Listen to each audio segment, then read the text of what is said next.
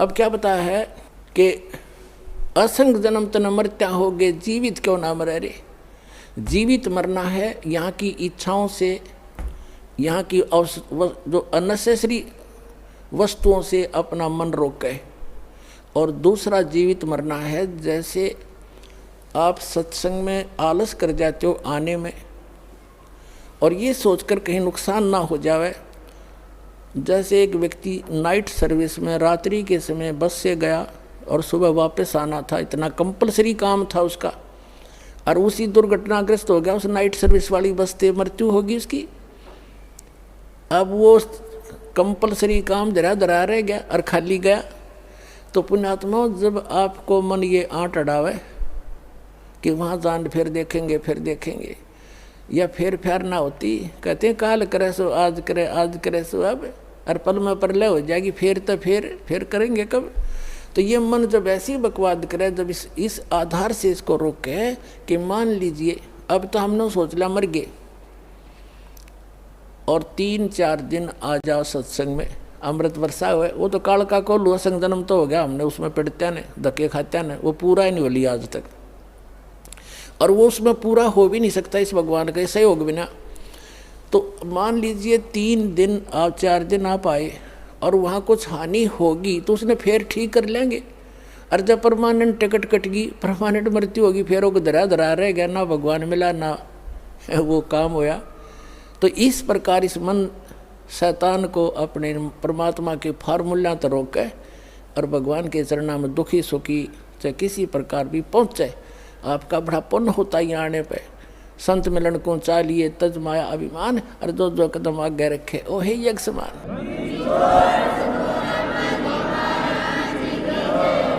और यहाँ आते हैं तो 2 रुपये दान भी करने की सोचते हो। ये दान जो यहाँ किया गया ये आपका है, और वहाँ कोठीर बंगले बना के धर गए, वो काल का है, आपका नहीं है।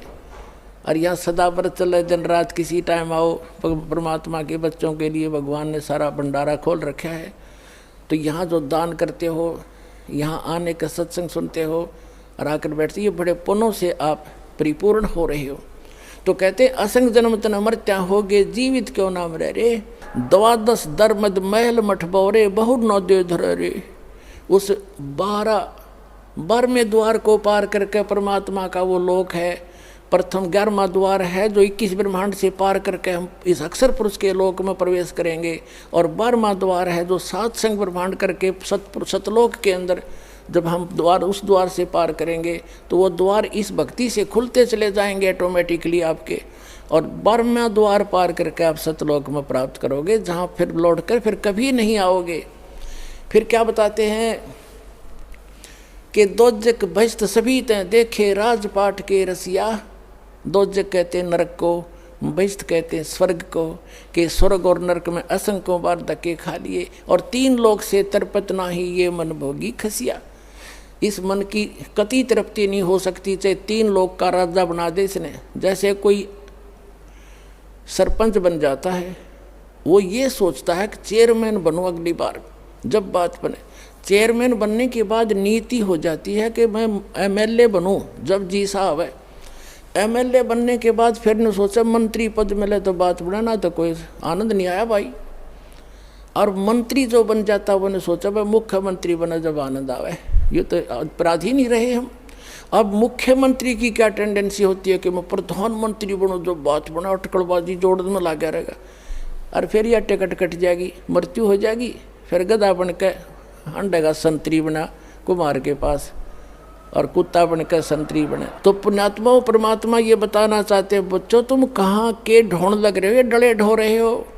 जो इस मनुष्य जीवन से जो कार्य करना था वो तो तुम्हारे को बताने भी नहीं दिया। काल ने भगवान आकर चले गए, 120 वर्ष रह के अपने बच्चों को ज्ञान देना चाहते थे। इन काल के दूतों ने बाधा बनकर खड़े हो गए और कबीर साहब का नामो निशान मिटा दिया। धानक था, जुलाहा था, ये था, वो था। अरे भगवान, लाल से कितने भी हो, लाल तो लाल ही रहेगा। चाहे किसी कहीं पर भी आप जैसे छोटी जाति समझते हो और लाल कहीं पर भी हो, कुरडी में पड़ा लाल तो भी लाल की कीमत लाल ही है, उसको कोई मासा नहीं घटा सकता। तो समर्थ है वो, आज भी समर्थ है, उस दिन भी समर्थ है, उस दिन हम पहचान नहीं सके।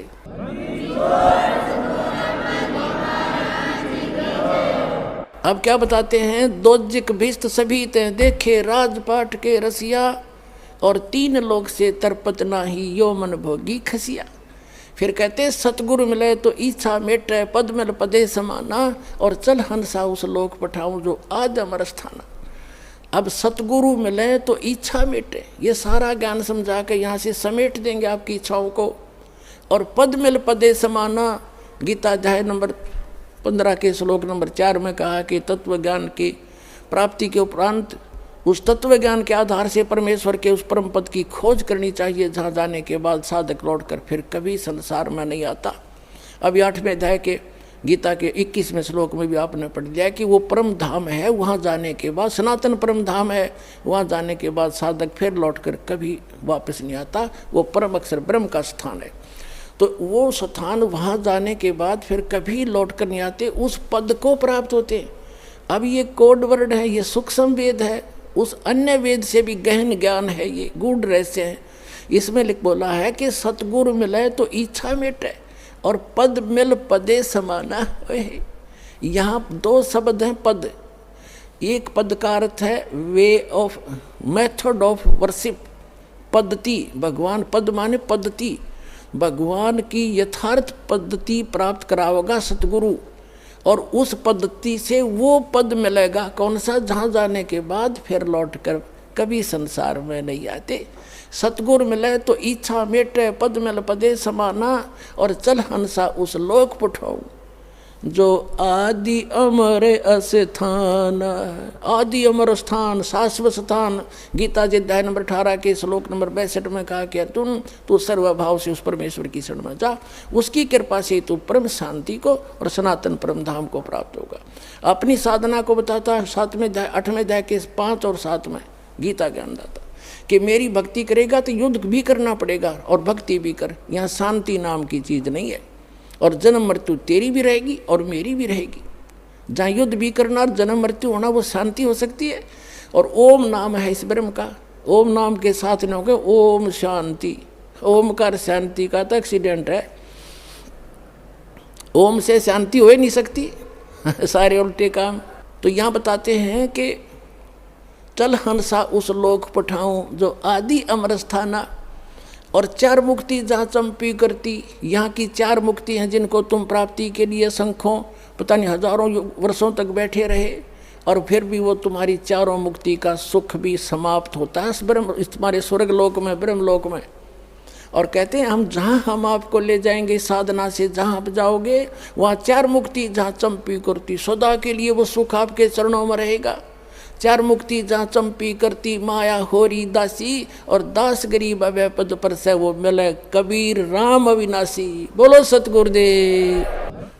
परम पिता परमात्मा पूर्ण ब्रह्म सारी सृष्टि के रचनहार कबीर परमेश्वर जी की असीम रजा से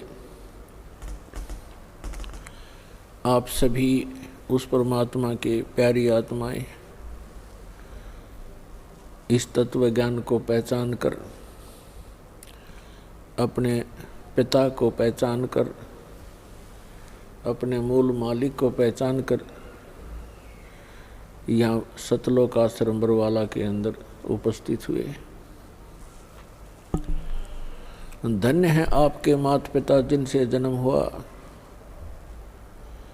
लख बर सूरा जूझ ही लख बर सावत दे, लख बर यति जहान में तब सतगुरु शरणा ले। तो पुण्यात्माओं, आप ऐसे पुण्य कर्मी प्राणी हो, युगों युगों से आप बहुत ही परमात्मा के निकट रहे हो, लेकिन हम पार नहीं हो पाए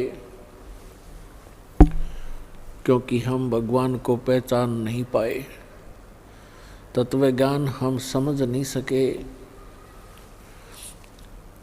यहाँ का सबसे बड़ा जाल काल का ये है कि जिस भी जीव को, मानव शरीरधारी प्राणी को जरा सा भी कोई यहाँ की ये नकली सुविधा उपलब्ध है, उसको परमात्मा की कति आवश्यकता महसूस नहीं होती। और जो महादुखी हैं वो परमात्मा के लिए भटकते हैं तो काल न ये नकली संत, नकली दूत, ये ठग कदम कदम पर बैठा रखे हैं। वो उनके फंस के अपना जीवन नाश कर जाता है।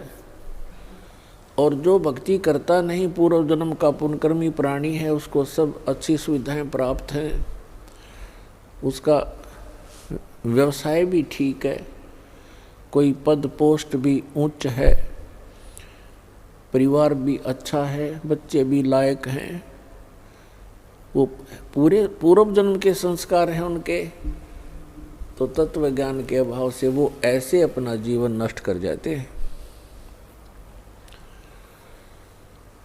इस सारे अंधेरे को, संपूर्ण अज्ञान को हटाने के लिए, इसका नाश करने के लिए परमात्मा स्वयं ही आते हैं।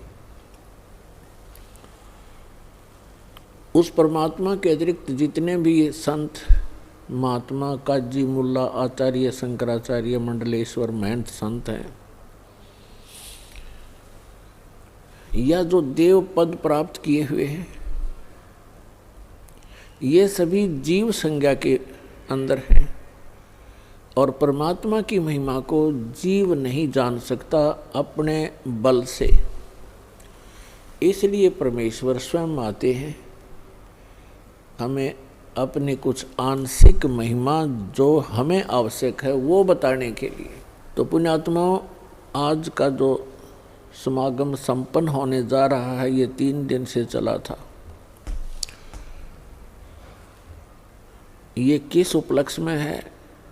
प्रथम दिन भी आपको जानकारी दी गई थी, लेकिन प्रतिदिन श्रद्धालु बदलते रहते हैं, आते रहते हैं, सुनते रहते हैं। आज वो शुभ दिन है, परमात्मा ने वो दया बख्शी थी, सतगुरु आए दया करी, ऐसे दीन दयाल बंदी छोड़ वृद्धतास का, जठरग्नि प्रतिपाल। गरीबदास जी ने कहा है कि सतगुरु आए दया करी, क्योंकि परमात्मा जब आते हैं यहाँ सतगुरु का ही रोल करते हैं। और सतगुरु की परिभाषा ये होती है कि वो सच्चा ज्ञान बतावे, सच्चे भगवान की जानकारी देवे, अविनाशी परमात्मा की। सदग्रंथों के अनुसार ज्ञान बताता है वो सतगुरु होता है, सच्चा ज्ञान दाता। तो सच्चा ज्ञान परमात्मा ही दे सकता है और उसको बताने के लिए वो परमात्मा स्वयं आते हैं।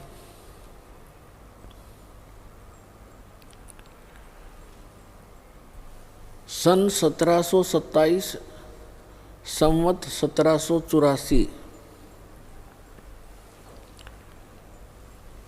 को परमात्मा आदरणीय गरीबदास साहिब जी गांव छुड़ानी जिला झज्जर हरियाणा वाले को आकर के खेतों में मिले थे, जंगल में, जहां वो गव्वें चरा रहे थे। उस समय उनकी आयु 10 वर्ष की थी। सन 1717 में, संवत 1774 में आदरणीय गरीबदास साहिब जी का जन्म हुआ था गांव छुड़ानी जिला झज्जर हरियाणा में। जब वो 10 वर्ष के हुए, अपने ही खेतों में अपनी ही गौओं को चारा चराने के लिए जंगल में लेकर गए हुए थे। साथ में अन्य 10-12 पाली गवाले उनके साथ सहयोगी थे और कुछ अन्य गांव के व्यक्ति अपनी गौओं को उन्हीं गरीबदास जी के ही जंगल में, खेतों में चराने के लिए लेकर गए हुए थे। क्योंकि आदरणीय गरीबदास साहिब जी वैसे तो गांव करौथा के रहने वाले हैं, करौथा के रहने वाले थे, लेकिन इनके कोई मामा नहीं थे, इनकी माता श्री के कोई भाई नहीं था। इसलिए गरीबदास साहिब जी के पूज्य पिताजी श्री बलराम जी धनखड़ अपनी ससुराल छुड़ानी में वहाँ रहने लग गए थे। वहीं जाने के बाद आदरणीय गरीबदास साहिब जी का जन्म हुआ था। दिन के 10 बजे थे। वो परमात्मा जो लीला करते हैं वो लीला करते ही ऐसी हैं, और इसके गवाह चारों वेद हैं। ऋग्वेद मंडल नंबर 9 और सूक्त नंबर 86 के मंत्र नंबर 26 और 27 में, ऋग्वेद मंडल नंबर 9 सूक्त 82 के मंत्र 1, 2, 3 में,